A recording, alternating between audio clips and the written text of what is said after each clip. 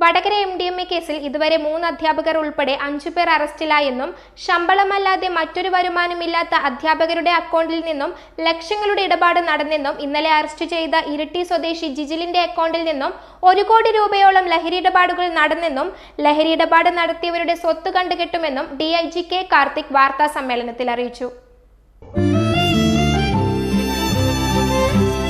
എന്റെ ഇഷ്ടങ്ങൾ എന്റെ ഫാമിലിക്ക് അറിയാം. Family wedding centre. സഫ്വാൻ എന്ന യുവാവിനെയായിരുന്നു ആദ്യം വടകര MDMA കേസിൽ അറസ്റ്റ് ചെയ്തിരുന്നത്. പിന്നീട് അത് പേരാമ്പ്ര BRCയിൽ ജോലി ചെയ്തിരുന്ന കീർത്തന എന്ന അധ്യാപികയിലേക്ക് എത്തുകയും വടകര പോലീസ് സംഘം കേസിൽ ഇവരെ പിടികൂടുകയും ചെയ്തിരുന്നു. പിന്നീട് വിശദമായ അന്വേഷണത്തിന് പിന്നാലെ കീർത്തനയുടെ കൂട്ടുകാരും അധ്യാപികരുമായ കാവ്യയെയും നീഷ്മയെയും പോലീസ് പിടികൂടുകയായിരുന്നു. തുടർന്ന് കഴിഞ്ഞ ദിവസം ഇരിട്ടി സ്വദേശിയും ഡെലിവറി ബോയിയായി ജോലി ചെയ്യുകയുമായിരുന്ന ജിജിൽ കുര്യക്കോസിനെ പ്രത്യേക അന്വേഷണ സംഘം പിടികൂടുകയും ചെയ്തു. ബാങ്ക് അക്കൗണ്ട് വഴി 1 കോടി രൂപയോളം പണമിടപാടാണ് ജിജിൽ ലഹരി വിൽപ്പനയിലൂടെ നടത്തിയത്.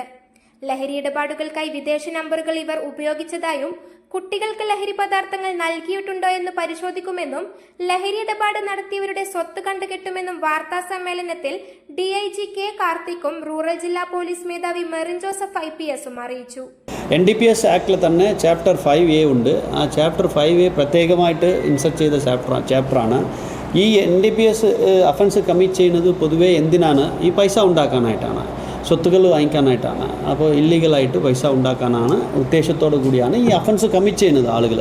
അപ്പോൾ അതുകൊണ്ട് തന്നെ അങ്ങനെ ഉണ്ടാക്കുന്ന പൈസകളെല്ലാം അന്വേഷിച്ച് കണ്ടുപിടിച്ച് അത് അറ്റാച്ച്മെൻറ്റ് നടത്തി അത് ഫോർഫിറ്റ് ചെയ്യാനുള്ള പ്രൊവിഷൻസാണ് അതിനകത്തുള്ളത്.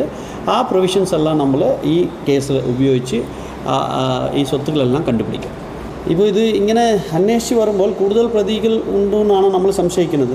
അപ്പോൾ ഇനി കൂടുതൽ പ്രതികൾക്ക് പോകാനുള്ള സാധ്യതകളുണ്ട്. മെയിനായിട്ട് വരുന്ന ആളുകളാണ് ഇവരെല്ലാം.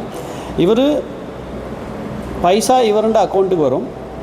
പൈസ ഇവരുടെ അക്കൗണ്ടിൽ വന്നു കഴിഞ്ഞാൽ അത് വാങ്ങിച്ചിട്ട് വേറെ ഒരു സ്ഥലത്തുനിന്ന് അവർക്ക് സാധനം ഡെലിവറി ആവും. അപ്പോൾ ഇതെല്ലാം ഒരു ഓർഗനൈസ്ഡ് ആയിട്ടാണ് ചെയ്തിരിക്കുന്നത്. അപ്പോൾ തമ്മിൽ ബന്ധം ഉണ്ടാവില്ല. എല്ലാ കാര്യത്തിലും എല്ലാ പ്രതികൾക്കും എല്ലാ കാര്യത്തിലും എല്ലാ റോളും ഉണ്ടാവില്ല. അപ്പോൾ ഈ കുറേ അക്കൗണ്ട്സ് ഓപ്പൺ ചെയ്തിട്ടുണ്ട്. അതിനകത്ത് ATM കാർഡ്സ് ഉപയോഗിച്ചിട്ടുണ്ട്. ആ ATM കാർഡ്സ് അക്കൗണ്ട് ഹോൾഡർ അല്ല ഉപയോഗിച്ചിരിക്കുന്നത്, വേറെ ആൾ ഉപയോഗിച്ചതായിട്ടാണ് ഇതുവരെ നടത്തിയിട്ടുള്ള ഇൻവെസ്റ്റിഗേഷൻ നമ്മൾ മനസ്സിലാക്കുന്നത്. അവരെല്ലാം ആരൊക്കെയാണ്, എവിടെ നിന്നാണ് ആ പൈസ വിഡ്രോ ചെയ്ത്, ആർക്ക് വേണ്ടി വിഡ്രോ ചെയ്ത്, ആർക്ക് കൊടുക്കാനായിട്ടാണ്, എവിടെ നിന്നാണ് ഈ ഡ്രഗ്സ് ശരിക്കും സപ്ലൈ ആവുന്നത്, ഇത്ര ഡീറ്റെയിൽസ് ആയിട്ട് നമുക്ക് ഇനി വരുന്ന ദിവസങ്ങളിൽ അന്വേഷണത്തിൽ മുന്നോട്ട് പോകാം. News bureau media Vadakara. അല്ല, ഇന്ന് നല്ല സന്തോഷത്തിലാണല്ലോ. അതെ, സന്തോഷത്തിലാണ്.